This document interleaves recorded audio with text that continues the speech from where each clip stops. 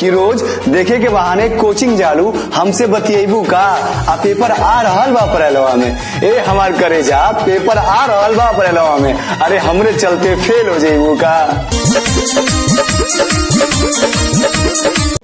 जलेबी ले आइल बानी मिलवा से खियाई त खैबू का।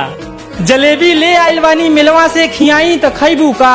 अब बड़ा दिन हो गई तो होके देखलिए खाली फोनवे से बतियेबू का। तुहरी अखियां बाकैले दीवाना कि अगर सोचे लू केहू हमसे ज्यादा प्यार कर सकीले तोहरा त बारू बड़का भूल में। और ऐसा त न बा कि हम ही तोरा पीछा पागल हई, लाइन त तहु मारत रहलू स्कूल में।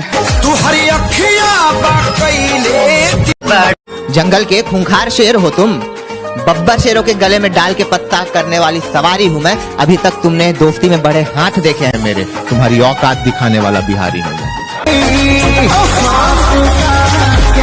उतना तू जागल हऊ का।